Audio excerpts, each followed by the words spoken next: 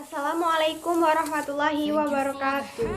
Tujuan kami membuat video ini adalah untuk memenuhi tugas mata kuliah Ilmu Ekonomi Makro Syariah dengan dosen pengampu Ibu Lydia Anggraini. Kami dari kelompok 2 yang beranggotakan saya sendiri, Rizka Triutami, dan teman saya, Melisa Rosalinda, Yuni Ervina, Yusuf Baihaki, Samsudin, dan juga M. Aditya. Kami dari kelompok 2 akan menjelaskan materi tentang kebijakan fiskal dan distribusi ekonomi dalam Islam. Kebijakan fiskal dan distribusi ekonomi dalam Islam. Dalam sistem ekonomi Islam, kebijakan fiskal merupakan suatu kewajiban negara dan menjadi hak rakyat, sehingga kebijakan fiskal bukanlah semata-mata sesuai kebutuhan untuk perbaikan ekonomi maupun untuk peningkatan kesejahteraan masyarakat. Kebijakan fiskal dalam sistem ekonomi Islam tidak bertumpu pada pertumbuhan ekonomi, seperti dalam sistem ekonomi Islam konvensional, tetapi mengacu kepada penciptaan mekanisme distribusi ekonomi yang adil, karena permasalahan ekonomi manusia adalah berasal dari bagaimana distribusi harta di tengah-tengah masyarakat.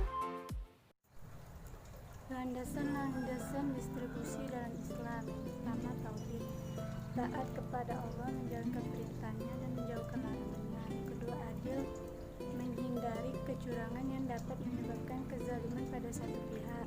Yang ketiga, kejujuran dan bertransaksi. Di dalam Islam, kejujuran adalah sesuatu yang dianjurkan dalam bertransaksi. Distribusi yang dilarang dalam Islam. Yang pertama, penimbunan. Di dalam Islam, melarang penimbunan atau hal-hal yang menghambat pendistribusian barang sampai ke konsumen. Adapun mengenai waktu, penimbunan tidak terbatas dalam waktu pendek maupun panjang, maupun dapat menimbulkan dampak, ataupun 3 syarat tersebut syarat di atas terpenuhi maka haram baginya. Di sini saya akan menjelaskan materi dari kelompok kami, yaitu tentang monopoli. Monopoli adalah suatu pasar yang mana terdapat suatu penjual yang menguasai pasar itu. Nah, di sini juga untuk penghargaan itu ditetapkan oleh penjual tersebut yang biasa disebut monopolis.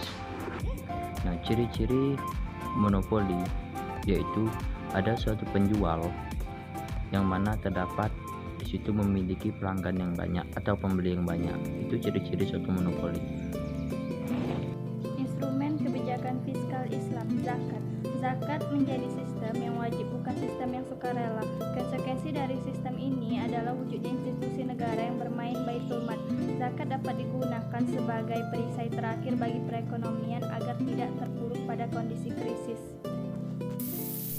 Oke, saya melanjutkan presentasi dari teman saya, yaitu instrumen kebijakan fiskal Islam.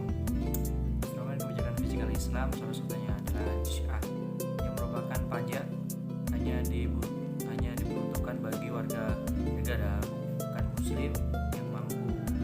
Terus yang kedua, ushur merupakan pajak yang harus dikenakan atas barang niaga yang masuk ke negara Islam atau impor.